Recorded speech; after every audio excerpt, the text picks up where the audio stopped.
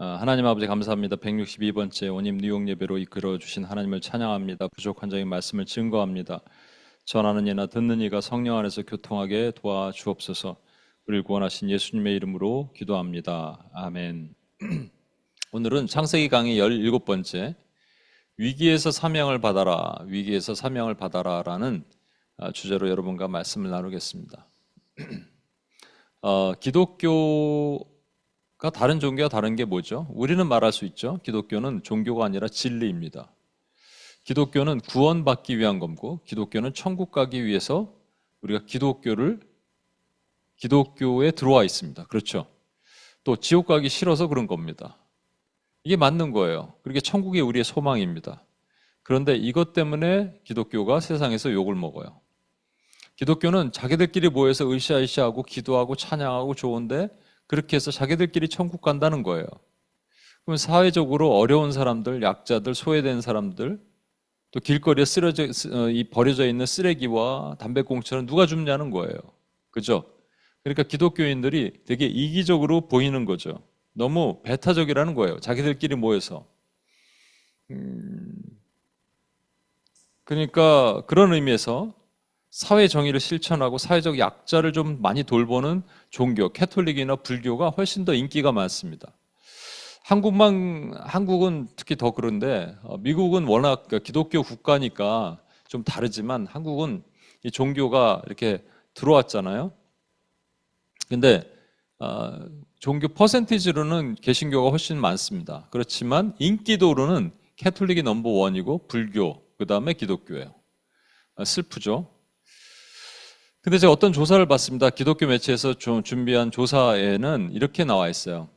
한국의 많은 또 사회적인 어려움, 소외된 사람들, 그들을 돕고 구제하고 섬기는 일에 한국 개신교회가 참여하는 것이 80%라고 되어 있습니다. 나머지가 불교, 캐톨릭, 다른데 무교 단체들이 이렇게 참여하는 거예요. 그러면 이게 오해죠. 실제적으로는 기독교가 훨씬 더 많이 참여를 하고 있음에도 불구하고 사람들은 그렇게 보지 않는 거예요. 오카는 목사님이란 분이 이렇게 얘기했습니다. 초대교회가 세상에서 박해받은 이유는 그들이 착한 일을 많이 해서 박해받은 게 아니라는 거죠.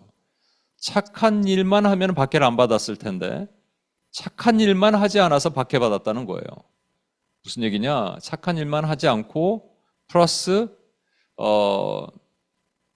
복음을 전하는 일을 했다는 거예요. 복음을 살아내는 일을 했다는 거예요. 여러분, 정말로 이 기독교가 세상에서 욕을 먹는 이유가 세상을 등지고 살아서 그럴까요? 여러분, 코로나 때 우리는 흑사병 얘기를 많이 했습니다. 그죠? 유럽을 강타하고 유럽의 3분의 1의 사람들을 죽였던 흑사병 아시죠? 그때 워낙 많은 사람들이 죽어나갔잖아요. 그러니까 시체도 치우지 않아요, 여러분. 여기 그 코로나 때도 한참 그 중국 같은 데서는 이 아파트 주차장에다 시체를 그냥 놔뒀잖아요. 치울 공간이 없으니까. 근데 그보다 훨씬 심했겠죠. 시체를 치우지 않아요. 그러면 이 썩은 냄새가 온 동네, 온 마을을 뒤덮습니다. 제가 어렸을 때 말이죠. 기억나는데 집 마루 밑에 쥐가 한 마리 죽었어요. 몰랐어요. 집에서 이상한 썩은 냄새가 나는 거예요.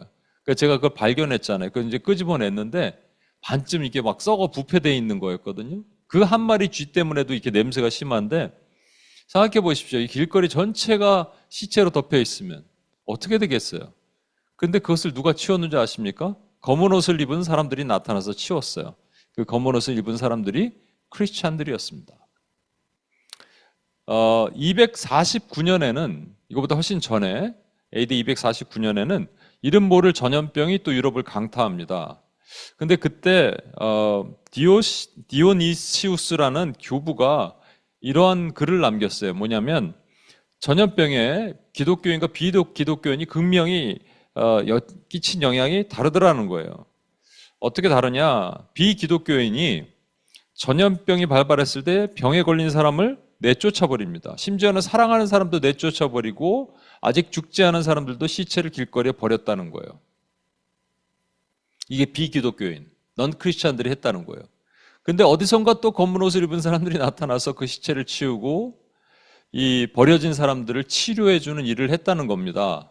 그게 누구겠어요? 크리스찬들이에요. 교회입니다. 그러니까 자연스럽게 전도가 일어나는 거죠. 여러분, 그 기독교의 발흥이라는 책이 있습니다. The Rise of Christianity라는 책에서 이런 내용이 있어요. 로마의 율리아누스라는 황제가 있는데 딱 보니까 기독교가 막 퍼져나가는데 이유를 보니까 기독교가 하는 행동이 사람들을 변화시키는 거예요. 그래서 이교도 비기독교인들의 자선단체를 만들었어요. 기독교처럼 저렇게 하자. 그러면서 이런 말을 했답니다. 이건 정말 부끄러운 일이다. 그 악한 갈릴리인들이 누구예요? 기독교인들 아니에요?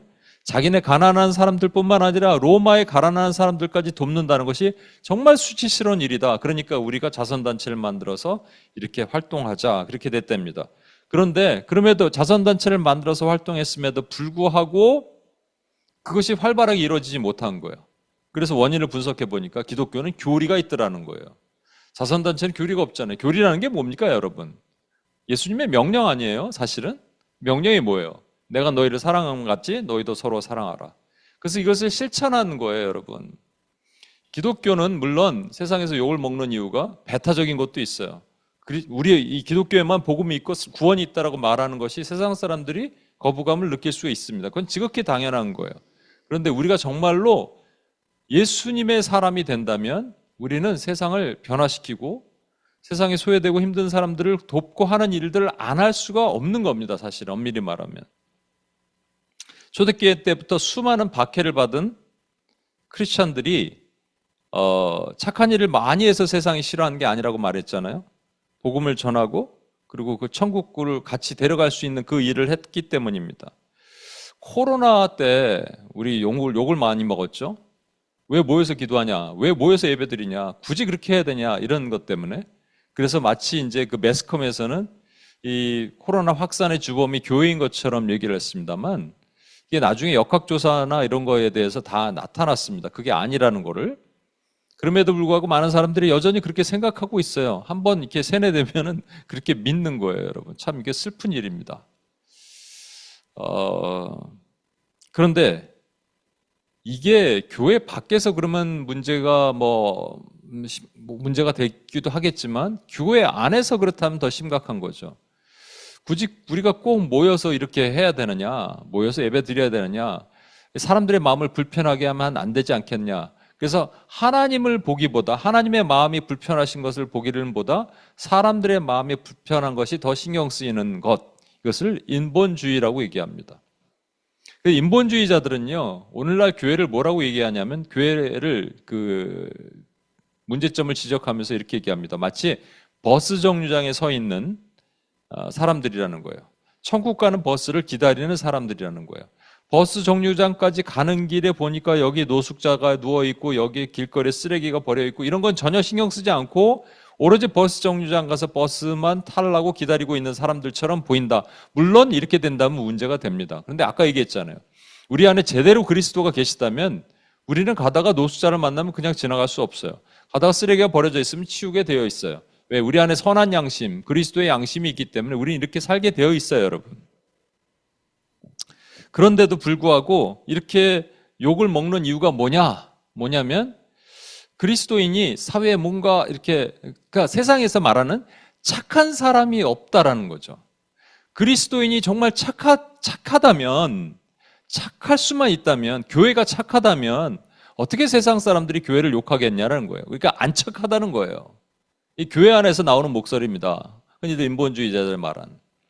근데 그 인본주의자들이 말한 착한 것에 대해서 제가 좀 얘기를 하고 싶어요. 저도 그 제 후배 중에, 옛날 회사 다니던 후배 중에 정말 착한 친구가 있어요. 법 없이도 살 것 같은 착한 친구가 있어요. 도리어 회사에서 너무 착하니까 막 이용당하고 그랬던 친구입니다. 근데 교인은 아니에요. 크리스찬은 아니에요. 그러니까 사람들이 어떻게 보냐면, 야, 세상에서 이 착한 사람, 이 사람이 정말 의인이 아니냐라는 거죠. 그런데 교회를 다닌다고 하고, 그런데도 불구하고 아직도 성화되지 못한 모습으로 뭔가 모나고 뾰족하고 사람들 찌르고 이런 사람들 보면 이게 악인이 아니냐라고 생각할 수 있다라는 건데, 여러분, 성경에서는 그렇게 말하지 않습니다. 세상의 기준에 의인은 착한 일을 많이 하는 사람, 구제하고 돌보고 소외된 사람을 다가가서 섬겨주고 길거리에 쓰레기를 줍는 이런 사람을 착하다라고 얘기합니다. 세상에서는.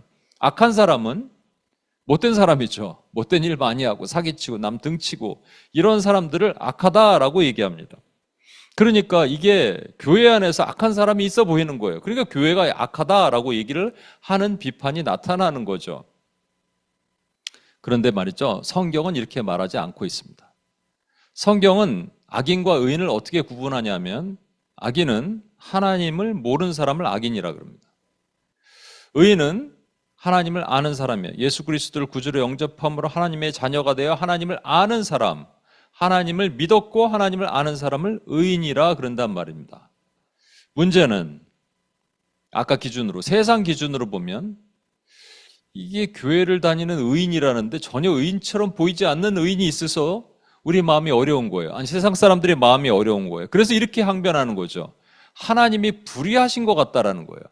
하나님이 의롭지 않다라는 것 같다는 거예요. 하나님이 불의하실 수 있어요? 아닙니다. 로마서에는 하나님이 불의하시뇨? 그럴 수 없느니라. 하나님이 사랑하시는 자를 사랑하시고 하나님이 미워하시는 자를 미워하신다. 하나님이 에서를 미워하시고 하나님이 야곱을 사랑하신다 그랬잖아요. 그러니까 이 악인과 의인을 구분할 수 있어야 됩니다. 여러분, 이런 말씀이 있어요. 마태복음 5장 16절에 보면 이같이 너희 빛이 사람 앞에 비치게 하여 그들로 너희 착한 행실을 보고 하늘에 계신 너희 아버지께 영광을 돌리게 하라 그럽니다. 너희 빛이 사람 앞에 비치게 하여, 그러니까 너희는 세상의 빛이다. 그러니까 산 위에 있는 동네가 숨기지 못하는데 빛을 비추면 사람들이 그것을 보고 너희 착한 행실을 보고 하늘에 계신 아버지께 영광 돌린다는 거예요. 그러니까 우리가 만약에 선행을 많이 베풀죠. 구제와 섬기는 일, 이런 일, 약자들, 소외된 자를 많이 돌봤더니 사람들이 이제 설문조사를 합니다. 어느 종교가 가장 좋은 것 같습니까? 아, 기독교예요. 이렇게 얘기한다는 거예요. 기독교 보세요. 구제 섬기고, 내가 아는 교회 다니는 사람들 너무 그렇게 착해요. 그래서 그들이 교회 다니는 사람들 좋아하게 되는 일화가 아닙니다, 여러분. 뭐예요? 너희 착한 행실을 보고 하늘에 계신 너희 아버지께. 그러니까 그렇게는 할 수 있어요. 교회 다니는 사람 너무 좋아요. 너무 착해. 나 교회 편이에요. 기독교 나 넘버원이라고 생각해요까지는 할 수 있지만 우리 착한 행실을 보고 하나님 영광 받으시옵소서라고 할 수 있겠냐는 거예요. 그렇게는 못하는 겁니다. 그러면 이 착한 행실이란 말이 뭐예요? 뭐가 착하다는 거예요? 예, 하나님을 모르는 사람을 하나님을 알게 하고 믿게 하고 그들이 하나님을 알고 그 안에서 살도록 하는 일을 하면, 그 착한 일을 하면 사람들이, 세상 사람들이, 하나님을 몰랐던 사람들이 하나님께 영광을 돌린다는 거예요. 빌립보서 1장 6절에 보면 너희 안에 착한 일을 시작하시니가, 여기서도 착한 일이 나오죠. 그리스도 예수의 날까지 이루실 줄 우리는 확신하노라. 그리스도 예수의 날은 주님이 오시는 심판의 날입니다. 그때까지 주님께서 착한 일을 이미 시작하셨어요. 구원을 시작하셨어요. 그리고 우리를 끝까지 데려가셔서 천국까지 데려가시는 일, 그것이 이룰 줄을 확신하노라라는 거예요. 그러니까 여기서 착한 일은 뭡니까? 착한 일은 하나님을 모르는 사람, 그렇죠? 예수 그리스도를 몰라서 오늘 죽으면 내일 지옥 갈 사람을 구원해내고 그에게 하나님을 알리고 그리고 복음대로 살아가면서 소외되고 힘든 사람들에게도 다가가게 하고 길거리에 버려진 쓰레기와 담배꽁초도 줍게 하는, 그렇죠? 우리의 이 그리스도의 선한 양심으로 살아가게 하는 일을 살게 하는 것이 착한 일이란 말입니다. 제가 왜 이런 얘기를 지금까지 하고 있느냐? 아직 서론인데 왜 이 얘기를 하느냐 하면요. 이게 세상 사람들의 기준에는 교회 다니는 사람들이 의롭지 않아 보이는 경우가 있기 때문인 거예요. 하나님은 하나님의 자녀를 의롭다 하시는데 세상 사람들의 기준은 그게 아니라는 거죠. 이 갭이 너무 큰 거예요. 그래서 아까 말했잖아요. 세상 사람들이 기독교를 싫어한다고요. 그런데 여러분, 성경에 나오는 의인이라고 있죠? 성경에 수많은 의인이 나옵니다. 그런데 그 의인이 정말로 세상 사람들의 기준에는 의로운가 보는 겁니다. 아니, 세상 사람들 기준이 아니고 우리 기준에도 정말 의로운가라고 생각해 보면 아닌 것 같기도 한 거예요. 여러분, 이 창세기 강의 그 전에 롯 얘기를 나눴죠?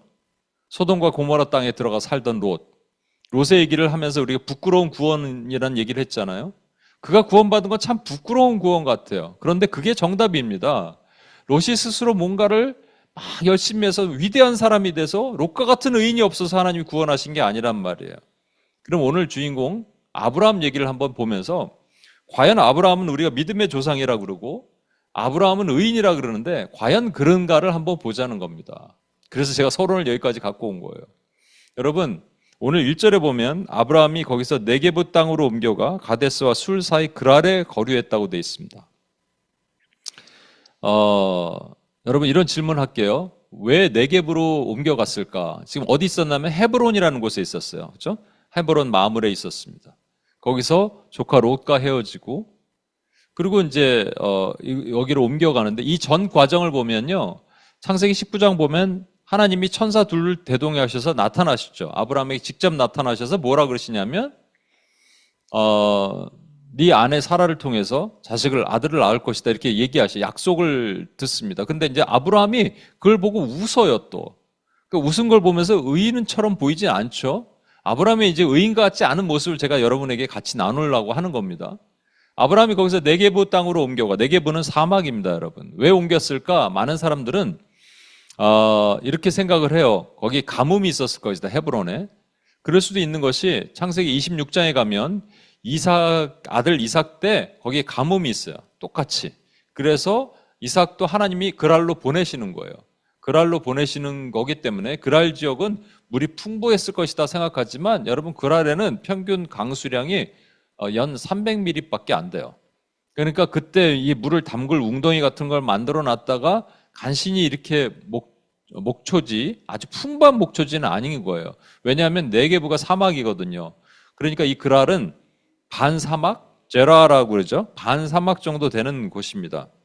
그러니까 여기를 가는 게 단순하게 이 가뭄을 피해서 갔다고 생각하기에는 좀 이해가 안 돼요. 그래서 뒤에서 좀 더 생각해 보겠습니다. 그런데 문제는 그랄로 가갖고 어려움을 당해요. 그랄에는 이게 블레셋 땅이거든요.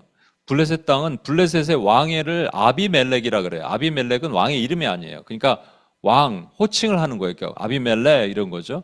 블레셋은 부족 국가입니다. 부족 나라입니다. 그러니까 한 도시 중심으로 도시 국가, 부족 국가라고 얘기하는데 여기서 아내를 뺏길 뻔한 일이 발생합니다.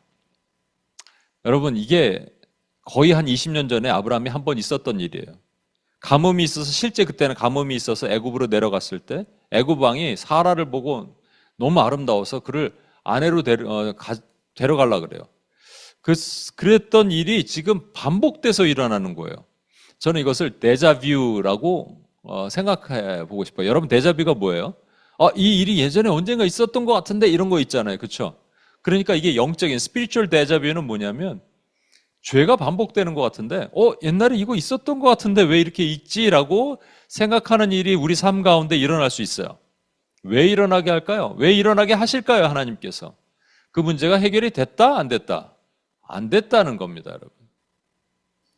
죄의 문제가 해결이 됐으면 똑같은 일이 됐을 때 우리는 이겨요. 그러니까 하나님이 너무 잘 아시죠. 근데 죄의 문제가 해결되지 않았다면 그것이 반복이 된다면 거기에 넘어진단 말이에요. 지금 아브라함은 넘어졌어요. 20년 만에 똑같은 일이 반복돼요. 그때는 애굽 왕이라면 여기는 블레셋 왕 앞에 갔는데 아내를 뺏기는 어처구니 없는 일이 생기게 됩니다. 여러분 당시에는 아까 말한 것처럼 부족 국가, 도시 국가 이렇게 작은 국가들이 있잖아요. 블레셋이 그런 지역 중에 하나였는데 그런데 외부인들이 들어서 살려면 허락을 받아야겠죠. 여기 좀 살고자 합니다. 그러면 뭔가 뇌물이나 선물을 줘야겠죠. 돈도 있고 은금도 있고 양과 소도 있겠지만 그 중에 사람도 있습니다. 특히 여자. 그런데 그러니까 이 블레셋 왕 아비멜렉이 딱 봤을 때 마음에 들면 그 여자를 취할 수 있는데 두 가지 방법이 있어요. 하나는 뺐던지 아니면 받던지예요. 뺐으면 어떻게 되는 거예요? 그냥 뺐어요? 아니죠. 누군가 거기에 있는 사람들 죽이고 뺏어오는 거잖아요. 그렇죠? 그러니까 아브라함이 이걸 너무나 잘 알았어요. 그래서 그냥 있으면 자기가 죽을 것 같거든요. 그래서 그냥 스스로 아내를 준 겁니다. 이것도 참 황당해요. 이때 사라의 나이가 89세입니다. 어떻게 그럴 수 있을까? 89세의 나이에 그 여자를 근데 뭐 그럴 수 있어요. 그렇죠? 하나님이 그렇게 하시면 얼굴에 뭐 강력한 보톡스를 맞든지 어떻든지 해갖고 성령의 보톡스든지 뭔지 정말로 그냥 아비멜렉을 그냥 눈멀게 해갖고 아내를 데려오게 할 수 있습니다. 그러니까 하나님이 하시는 거예요. 하나님의 선한 개입이에요, 사실은. 근데 아무튼 이때 나중에 이제 아비멜렉이 이 사라가 아브라함의 아내라는 것을 꿈에서 하나님이 말씀하신 걸 듣고 왜 너가 그랬냐, 너 때문에 나 망할 뻔했다 이렇게 얘기하거든요. 그때 아브라함이 뭐라고 얘기하는지 보세요. 하나님이 나를 내 아버지 집을 떠나 두루 다니게 하실 때 내가 아내에게 말하기를 이후로 우리는 가는 곳마다 그대는 나를 그대 오라비라 하라. 이것이 그대가 내게 베풀 은혜라 하였노라. 이렇게 얘기합니다. 이게 할 말입니까, 여러분? 이게 이제 아비멜렉이 한 말인데 사라에게 그렇게 하라고 시킨 거잖아요. 가는 곳마다 나 오라비라 그래서 내가 죽지 않게, 내게 은혜를 베풀라는 것은 내가 죽지 않게 하라는 거잖아요, 여러분. 여러분, 사라의 마음에는 엄청난 상처가 있을 겁니다. 왜냐하면 20년 전에 한번 그랬거든요. 애굽 왕한테 한번 자기가 수치를 당할 뻔했잖아요, 그렇죠? 그러니까 이게 사실 보면 사라의 마음에 점검해 보면 인간이 가질 수 있는 세 가지 깊은 상처가 있죠. 수치심, 거절감, 상실감인데 이걸 다 가졌다니까요. 잘 보세요. 자기가 아직 아기를 못 낳아요.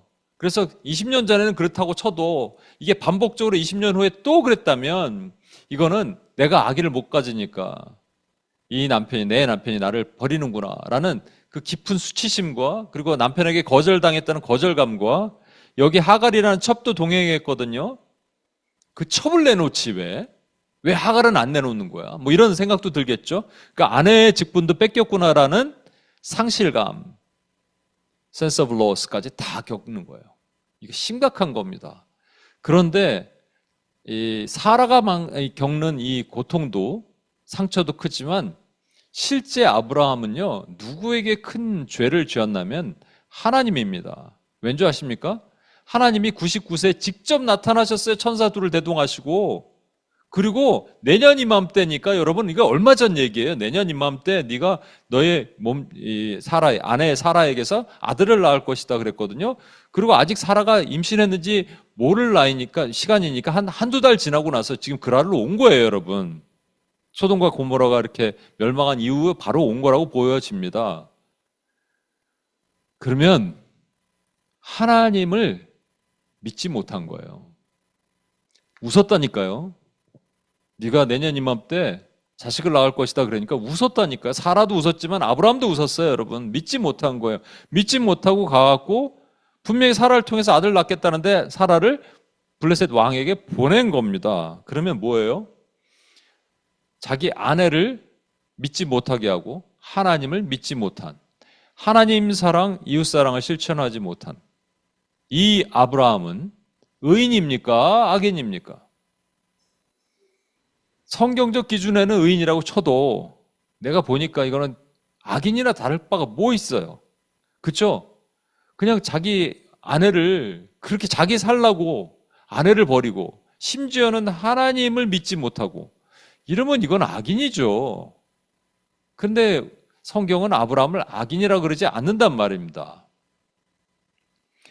여기서 우리가 볼 수 있는 것은 죄가 반복되는 것을 볼 수 있어요. 우리 죄가 연약하거든요. 우리가 연약함을 원수마귀는 정확하게 알아요. 그래서 우리가 무너진 부분을 정확하게 압니다.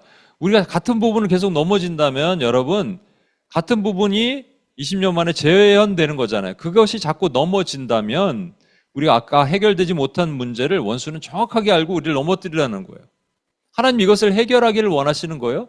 그래서 다시 리콜 시키시는 겁니다. 제가 암이라는 한자 있죠? 암이라는 한자가 이렇게 생겼답니다. 이게 암이에요. 한자 좀 복잡하죠? 근데 이게 두 개로 나눠지더라고요. 요거와 요 하자로, 요자가 왼쪽에 병들 기대는 역이래요. expected to be sick이에요. 그러니까 병이 들 것 같은 기대하는 것.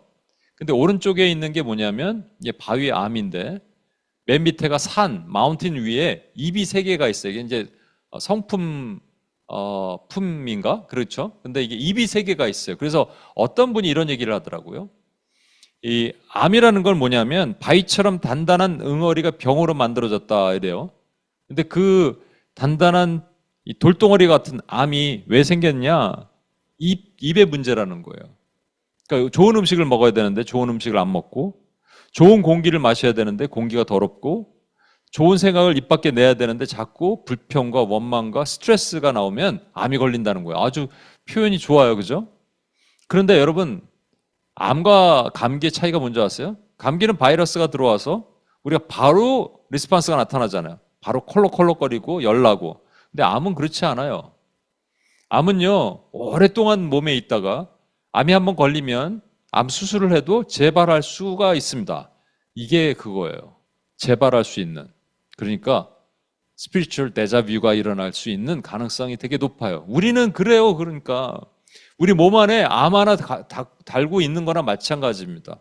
하나님 이걸 정확하게 아시고, 아브라함이 20년 전에 저질렀던 죄를 똑같이 후에 저지르고 있어요. 그럼 바뀐 거예요? 안 바뀐 거예요? 안 바뀐 거예요. 하나님이 이것을 아시고 뭔가 특단의 조치를 취하셔야 되지 않겠어요? 저와 여러분에게도 마찬가지입니다. 그렇죠? 이것을 하셔야 되지 않겠냐고요. 그래서 여기 보면요, 입이 세 개 있잖아요. 그건 제가 영적으로 해석을 해본 거예요. 우리도 마찬가지예요. 입이 좋아야 돼요. 그러니까 좋은 음식 대신에 우리는 좋은 걸 먹어야 돼요. 생명의 양식을 먹어야 돼요. 그렇죠? 좋은 공기를 마시는 대신 우리는 좋은 호흡을 해야 돼요. 예. 그러니까 거룩한 호흡이 뭐예요? 기도잖아요. 기도. 그리고 마지막에 입 밖으로 내는 것을 좋은 찬양, 감사를 해야 돼요. 원망 대신에. 근데 이게 없다면, 말씀을 먹지 않고 기도를 하지 않고 입에는 원망이 흘러나간다면, 우리는 이 암에 걸린 것처럼 우리 응어리진 심령이 딱딱해지고 이것이 반복되게 되는 거예요, 여러분.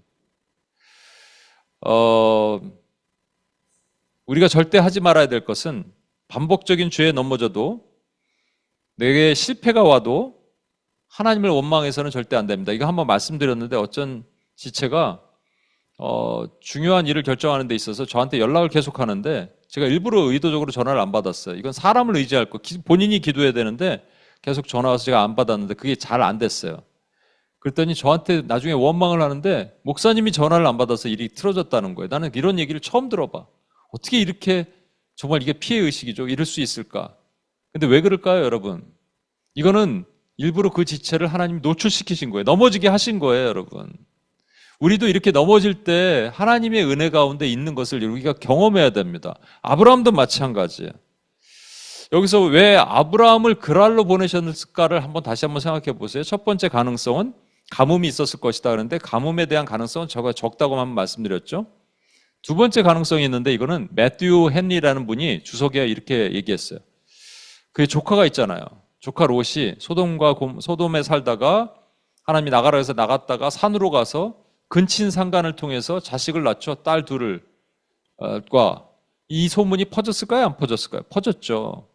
그러니까 아브라함 입장에서 그 롯을 보기가 싫은 거예요. 그래서 떠났을 가능성이 있다라고 매튜 헨리는 얘기를 합니다. 근데 저는 세 번째 가능성을 보고 싶어요. 그건 뭐냐면, 소돔과 고모라가 핵전쟁 터지듯이, 핵폭탄 터지듯이 그냥 없어져 버렸어요. 그 재가 막 온통에 날리고 난리가 났습니다. 그것을 보고 급격하게 두려워하면서 여기 있으면 안 되겠다라고 두려워서 떠났다면, 그거는 뭐예요? 믿음 없는 행동이잖아요. 그렇죠? 99세 나타나셔서 내년 이맘때 네 아내 사라를 통해서 자식을 낳을 것이라 그랬을 때 웃었어요. 그리고 만약에 떠난 이유가 소돔과 고모라에 멸하는 것처럼 여기 있다 큰일 날 것 같다 그래서 떠났다면 이것도 죄예요. 그리고 떠나고 와서 아내를 그냥 한꺼번에 그냥 블레셋 왕한테 넘기고 자기는 살라 그랬던 것도 죄예요. 아내한테도 죄고, 그리고 하나님이 아내를 통해서, 사라를 통해서 자식을 낳게 하겠다는 것을 믿지 못한 것도 죄예요. 와, 그러면 이 사람은 의인이 아니야. 그죠? 그런데 하나님이 의인이라 그러시고 있어요. 그리고 의인은 반드시 기회를 주시고 의인은 다시 회복시키십니다. 여기서 어떻게 됐든 아브라함이 일단 떠나서 간 곳이 어디냐면 제라라는 곳이에요. 근데 그랄이라는 곳이 영어로는 lodging place라는 뜻을 가지고 있어요. 그냥 사람 사는 곳이에요. 그러니까 별 의미가 없어요. 근데 그랄이 어디와 어디 사이라고 그랬냐면 가데스와 술 사이라고 돼 있습니다. 우리말엔 술인데 가데스와 술 사이에 그랄이 있다고 돼 있어요. 근데 가데스의 뜻이 뭐냐면 holiness입니다. 거룩함이에요. 술은 벽이라는 말입니다. 근데 이게 그 이집트 문헌을 보면요.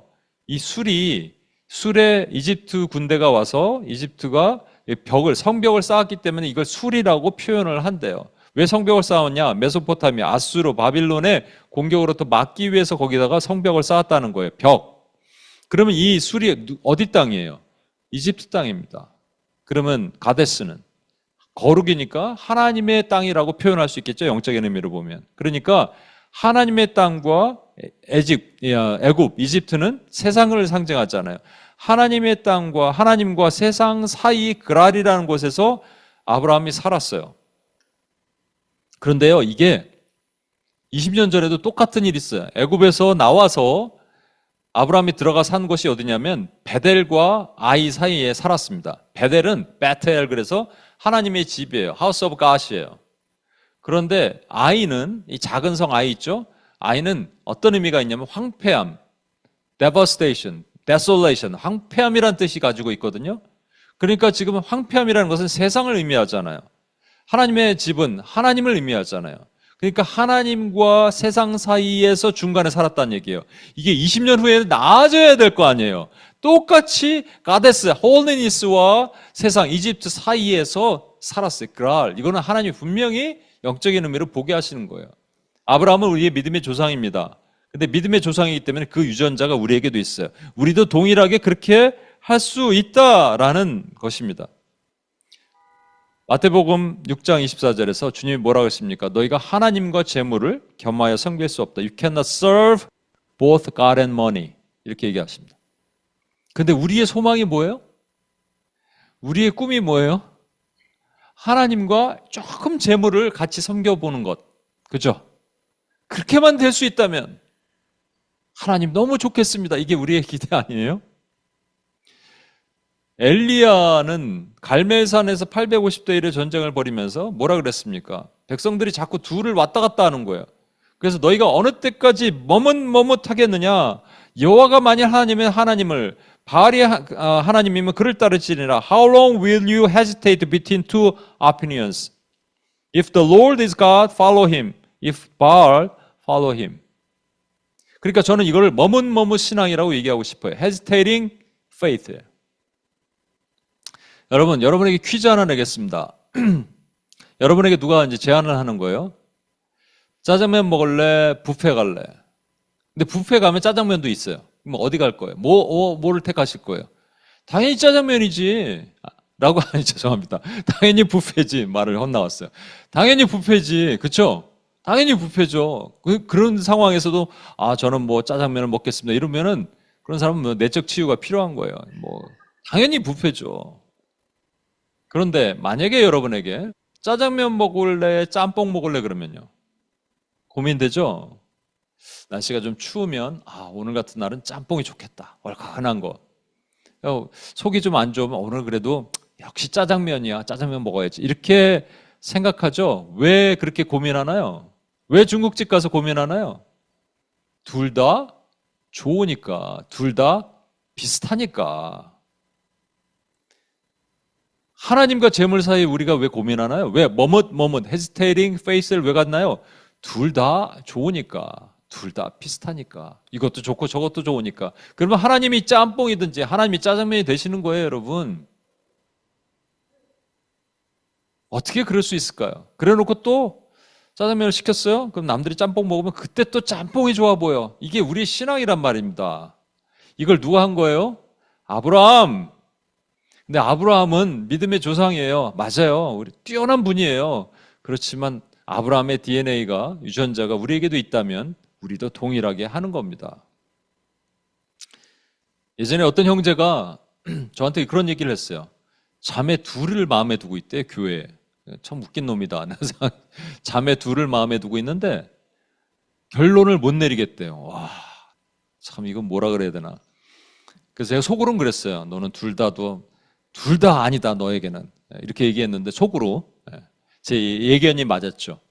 근데 왜 그러냐 그랬더니 둘 다 좋더라는 거예요. 이게 무슨 말 같은 소리입니까, 여러분? 이게 지금 하나님 앞에서 우리가 하는 행동이라면 하나님 우리를 어떻게 보시겠어요? 그러면 여러분, 이게 하나님과 재물이라 그래서 재물이 돈, 이게 만몬인데, 이건 한번 여러 번 말씀드렸어요. 구약에는요, 신이 여러 명 나와요. 바알도 나오고, 아세라도 나오고, 아스타롯도 나오고, 몰렉도 나오고, 여러 신이, 밀곰도 나오고, 신이 많이 나와요. 근데 신약에 가서는 그런 신이 없어요. 예수님이 딱 한 번 얘기하시는데, You cannot serve both money and God together. 그러니까 이 머니라 그랬지만 원래 만몬입니다. 그러니까 모든 신을 잡신을 다 넣어서 용광로에 넣어갖고 팍 몰딩 딱 찍으니까 뭐냐니까 만몬, 돈이라는 거예요. 그럼 돈은 단순하게 그 달러를 얘기를 하는 게 아닙니다. 돈은 하나님 외의 모든 것이에요. 하나님 빼고 모든 것을 섬길 수 없느니라. 그런데 우리는 뭐냐면요, 하나님과 돈, 하나님과 가정, 하나님과 일, 하나님과 사랑, 하나님과 자녀, 심지어는 하나님과 사역 두 개를 놓고 머뭇 헤지테이팅 하는 거예요. 여러분, 이건 고민의 대상이 아닙니다. 이건 머뭇거릴 이유가 없어요. 고민하는 것은 그만큼 우리의 신앙이 약하다는 거예요, 여러분. 그러면 이때 어떻게 하실까요, 하나님께서? 아브라함의 모습을 보면 우리가 어떻게 해야 될지 알겠죠? 여러분, 이렇게 머뭇하고 있으면 하나님이 택하시는 처방이 있는데 그게 뭐냐니까 위기 상황으로, crisis situation으로 인도하시는 거예요. 근데 여기 위기 상황을 여러분이 착각을 하실 수 있어요. 위기 상황 그러면 자주 얘기합니다만 우리를 치시는 세 가지 방법, 관계, 재정, 건강 이거잖아요. 이걸로 치신다라고 생각할 수도 있겠지만 이 위기 상황은 조금 그런 게 아닙니다. 이 위기 상황이 뭐였어요? 실제적으로 그랄로 갔다가 블레셋 왕한테, 아비멜렉에게 자기 아내를 빼앗길 뻔하잖아요. 이 아내 사라가 뜻하는 것이 뭐라고요? 아브라함의 비전입니다. 만약에 사라가 없으면 이삭을 낳을 수가 없고, 이삭이 없으면 아브라함의 비전은 이루어질 수가 없어요. 그죠? 믿음의 조상이 되는 비전이 이루어질 수 없어요. 그럼 비전이 사라지는 거예요. 여러분 잘 보세요. 내가 머뭇 신앙을 갖고 있으면 하나님께서 우리를 위기 상황으로 밀어넣으시는데 위기 상황에서는 비전이 마치 그 증발하는 거예요. 베이퍼라이즈 되는 거예요. 근데 그렇게 되고 나면 나타나는 심턴이 있습니다. 우리 안에 심턴 뭐냐면요, 열정. 비전은 항상 두 가지를 동반한다고 얘기했죠. 열정과 소망이에요. 패션이 사라져. 가슴이 뜨겁지 않아.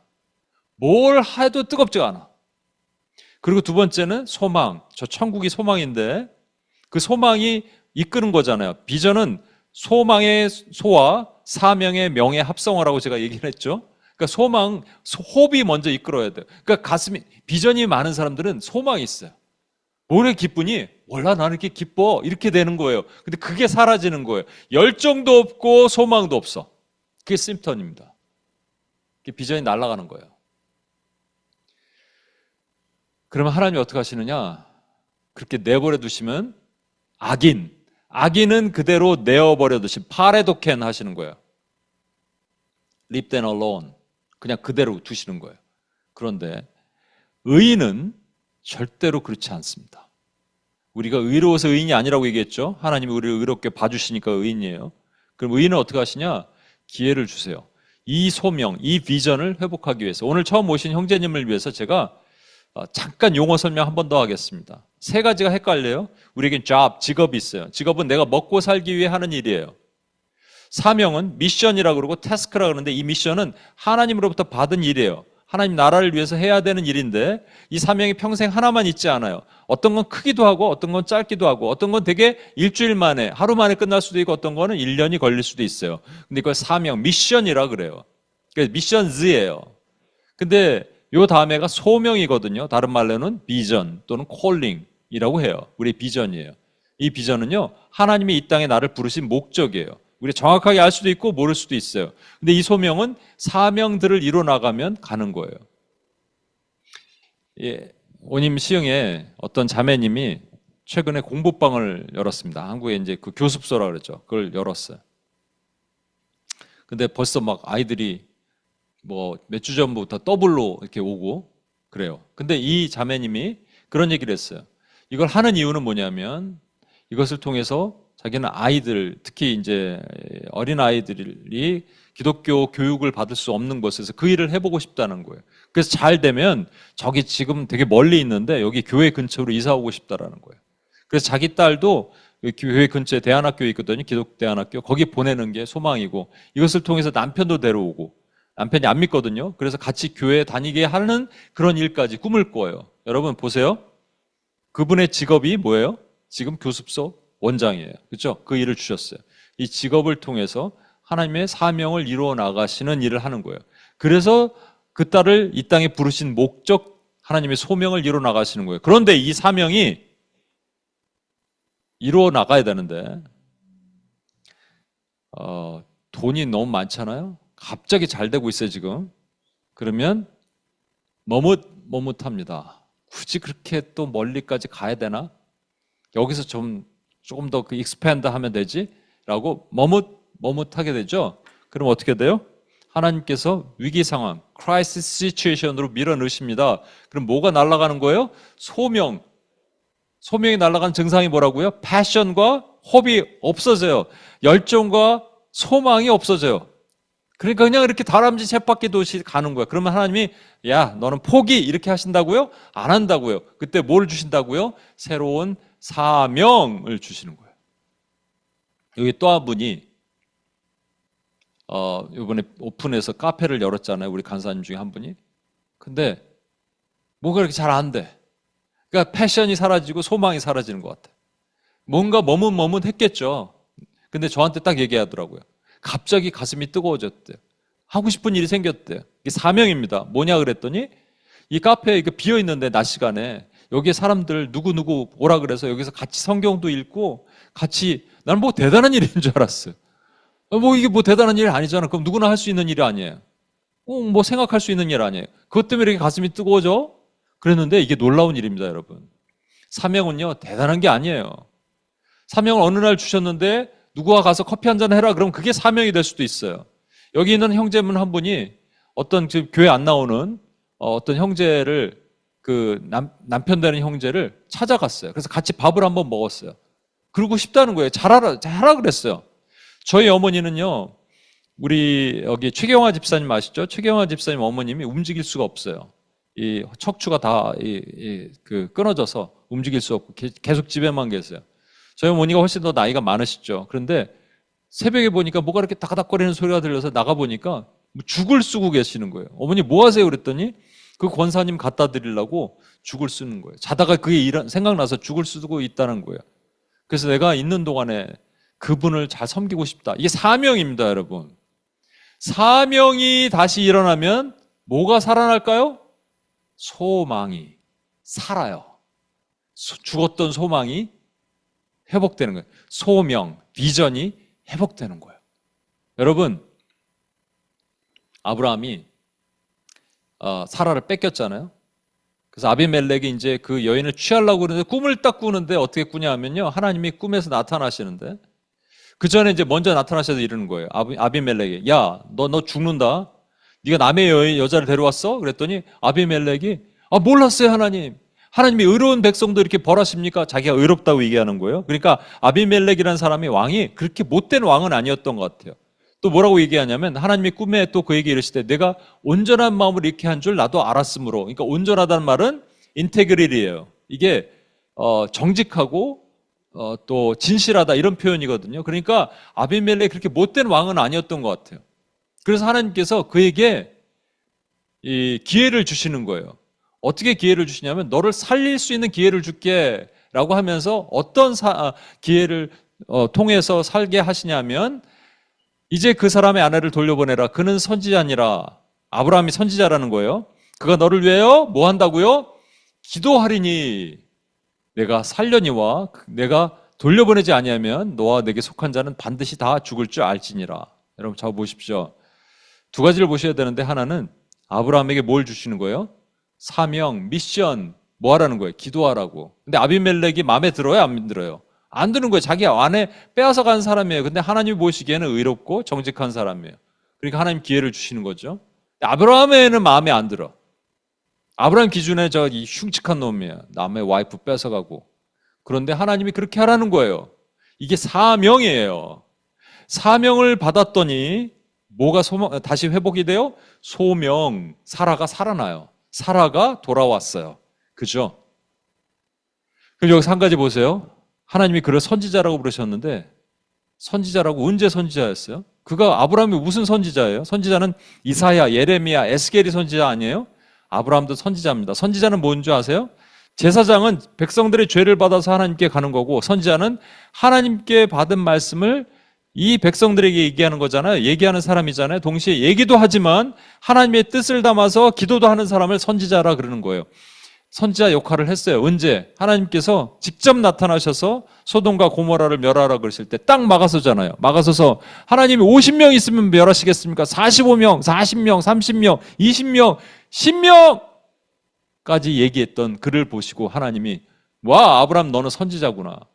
그럼 내가 너에게 새로운 사명을 맡길게 라고 하시는 거예요. 그의 직임을 통해서 새로운 사명을 맡기시는 거예요. 언제? 머뭇하고 있을 때.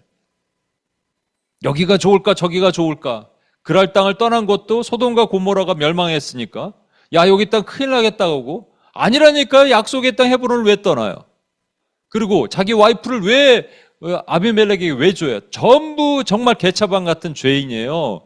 악인인 거예요. 악인의 모습이에요. 그럼에도 불구하고 하나님이 그를 의롭게 여기신 것은 그가 의인이어야지 누군가 악인을 의롭게 바꿀 수 있기 때문이에요. 그러니까 우리가 살면서 우리에게는 수많은 아비멜렉이 있어요. 내 마음에 들지 않는 아비멜렉. 그런데 하나님께서 그 아비멜렉 안에 의로운 것이 있으면 누군가를 통해서 그 사람을 구원해냈어요. 그 사람뿐만 아니라 내게 속한 자, 내 집과 주 예수를 믿으라 그러면 너와 내 집이 구원을 얻으리라. 그죠? 똑같은 거예요. 이거를 맡기시는 거예요. 그래서 그 다음에 축복까지 받습니다. 17, 18. 아브라함이 하나님께 기도하며 하나님이 아비멜렉과 그의 아내와 여종을 치료하사 출산하게 하셨어. 여호와께서 이왕에 아브라함의 아내 사라의 일로 아비멜렉의 집의 모든 태를 닫으셨습니다. 여기서 좀 헷갈리는 게 뭐냐면 하나님이 기도하니까 그 이후에 아비멜렉이 아마 자식이 없었나 봐요. 그래서 첩도 있고 아내도 있는데 자식이 하나도 없었어요. 근데 그것을 치료하셨어요. 아브라함이 기도하니까. 이것은 단순하게 아비멜렉의 자식이 많이 생겼다고 보는 게 아니라 여러분 아비멜렉의 영적인 자식이 생겼다고 보셔야 돼요. 무슨 얘기입니까? 그에게 제자들이 생기는 거예요. 교회가 살아나는 거예요. 그런데 여호와께서 이왕 아브라함의 아내 사라의 일로 아비멜렉 집의 모든 태를 닫으셨습니다. 사라를 한번 잠깐 데려갔다가 다시 놔줬더니 태가 닫혀 있었다. 그래서 몇 년간 아기를 못 낳았다. 이런 말이 아니에요, 여러분. 이 말은 뭐냐면요. 아내 사라의 일로 아비멜렉의 집의 모든 태를 닫으셨다는 것은 사라의 일은 지금 일어났잖아요. 그런데 태를 닫으신 것은 그보다 훨씬 전에 20년, 30년 동안 얼마나 더 많은 시간인지 몰라요. 그 시간 동안 아비멜렉에겐 자식이 없었어요. 근데 어떻게 자식을 생기게 돼요? 사라의 일로. 사라의 일이라는 것은 사라의 일로 아브라함이 기도해서. 야, 이게 끝까지 하나님이 다 계획하신 거예요, 여러분. 놀라운 하나님이죠. 놀라운 하나님의 은혜입니다. 결론을 내겠습니다. 여러분, 우리는요, 아브라함처럼 스피리추얼 데자뷰가 있어요. 자꾸 묶여요. 똑같은 죄로 넘어져요. 근데 어떤 죄가 있냐면요, A와 B 사이에서 머뭇머뭇해요. 하나님과 또 하나님이 아닌 것 사이에서 머뭇머뭇해요. 그때 하나님이 어떻게 하신다고요? 치시면 되는데 몽둥이로 치셔서 관계, 재정, 건강으로 치셔도 되는데 요렇게 또 새로운 방법으로 치십니다. 어떻게 하냐면 우리를 하나님의 위험한 상황 가운데, 위기 상황 가운데 넣으시는 거예요.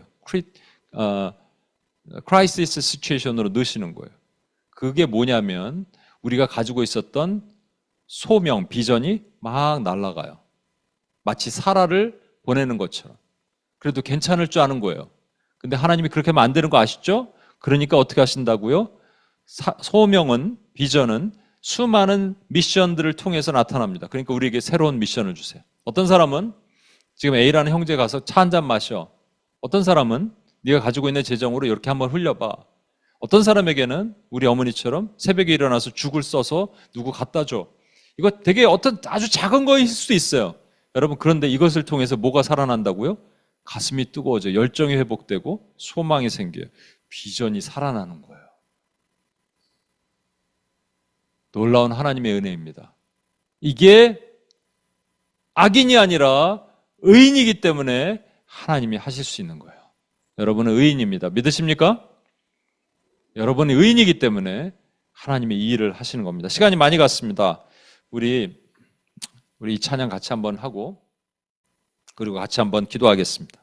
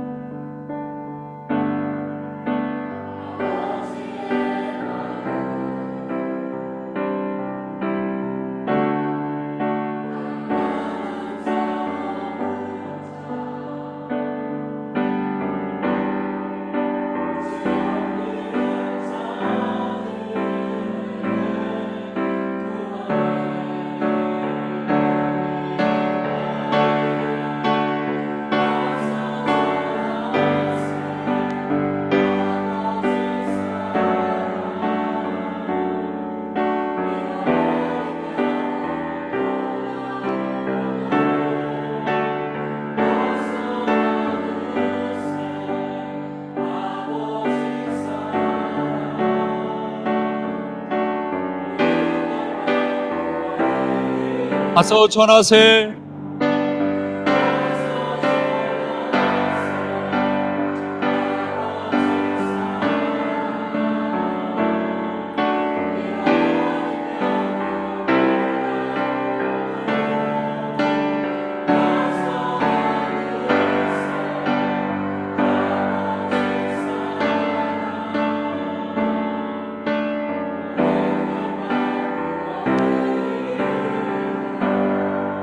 시간이 많이 갔는데 두 가지만 기도하겠습니다. 첫 번째로요. 여러분 안에 스피리추얼 데자뷰가 있습니까? 똑같은 일을 계속해서 반복해서 넘어지십니까? 그러면 하나님이 특단의 조치를 취하세요. 그 전에 우리가 회개해야겠죠. 여러분은 혹시 하나님과 짬뽕과 짜장 고민하듯이 하나님과 재물 사이에 고민하십니까? 그러면 하나님이 짜장이에요. 하나님이 짬뽕밖에 안 되시는 거예요. 있을 수 없는 얘기입니다. 고민할 거리가 아니에요. 그런데 왜 고민합니까? 저걸 놓치고 싶지 않기 때문에. 그렇게 되면 우리는 전혀 의인의 모습이 아닌 거예요. 악인의 모습인 거예요. 물론 악인이 아닙니다, 우리는.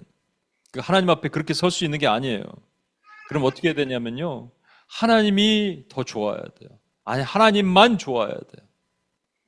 결단하고 나가면 됩니다. 내가 가지고 있었던 부귀, 영화, 명예, 가족, 사랑, 모든 것보다 하나님이 좋아야 돼요. 그래서 예수님은 이것을 미워하라 그러실 정도로 좋아해야 돼요. 하나님만 좋아야 돼요. 여러분 혹시 머뭇머뭇 하셨어요? 헤지테이팅 페이스를 가지고 계셨어요? 뭐 때문에 그러세요? 주님은 나를 위해서 목숨까지 버리시는데 뭐 때문에 그러세요? 아버지 하나님은 아들을 나를 위해서 죽이기까지 하셨는데 뭐 때문에 그러세요? 우리 성찬도 아까 했잖아요. 이거 잃어버린다니까요. 조금만 지나면. 우리 한번 기도하고 나갑시다. 하나님 죄송합니다. 하나님 제가 아브라함처럼 가데스와 술 사이에서 머뭇머뭇했습니다. 하나님 용서해 주옵소서. 긍휼히 불쌍히 여겨 주옵소서. 우리 주여 한번 외치며 같이 한번 기도하겠습니다. 주여!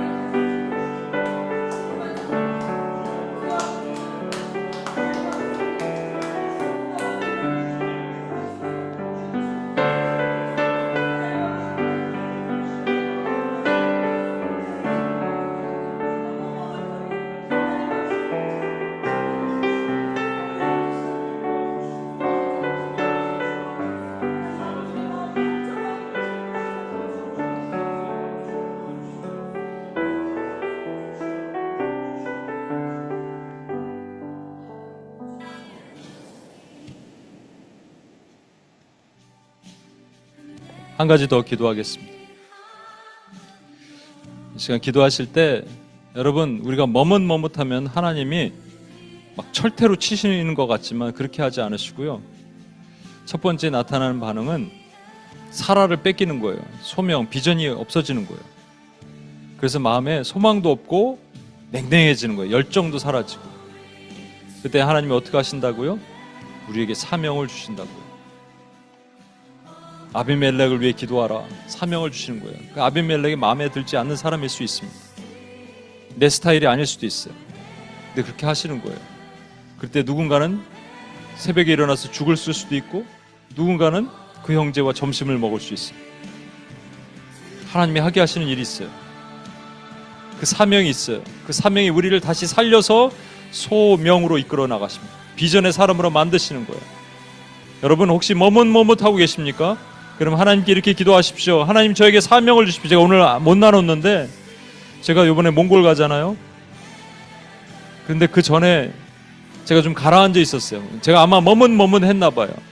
하나님께서 이 몽골 가는 걸 통해서 다시 새롭게 훈련시키시고 사람들을 일으키는 일을 하게 하시니까 가슴이 다시 뜨거워지기 시작했어요. 제 안에 이 소망이 살아나기 시작했어요. 여러분도 마찬가지입니다. 여러분, 사명을 주셔야 돼요. 사명이 있으면 여러분 살아나는 거예요. 마지막으로 주여 한번 외치며 기도할 때, 하나님, 나에게 사명을 주셔서 내 열정이 살아나고 소망이 살아나게 주시옵소서. 주여 한번 외치며 같이 한번 기도합니다. 주여!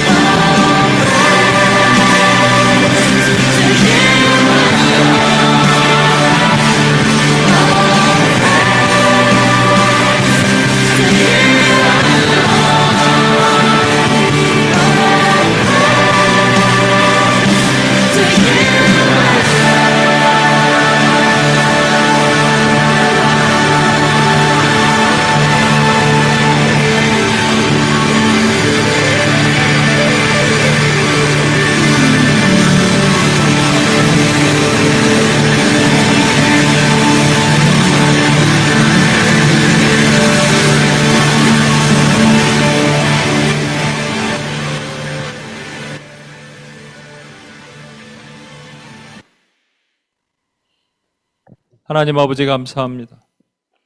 하나님, 우리에게 또 아브라함을 통해서 우리 자신을 보게 하십니다. 하나님, 둘 사이에서 머뭇머뭇함을 통해서 하나님의 철퇴를 맞아도 우리가 항변할 수 없는데, 하나님, 그럼에도 불구하고 우리에게 사명을 주셔서 사라져가는 소명, 비전이 다시 불일 듯 일어나게 하십니다. 감사합니다. 하나님, 사명을 주옵소서. 사명이 없는 자는 죽습니다. 사명을 받고 다시 일어난 하나님의 종들이 온임교회가 되게 도와주옵소서.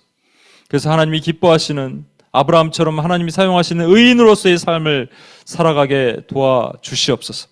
이제는 우리 주 예수 그리스도의 은혜와 아버지 하나님의 무한하신 사랑과 성령님의 감화, 감동, 충만 교통하심이 아브라함처럼 하나님의 사명을 받아 죽어가는 아비멜렉을 살리기로 작정하는 하나님의 신실한 주의 종들 삶 위에, 비전 위에 이제로부터 영원토록 함께 하시길 간절히 축원하옵나이다. 아멘.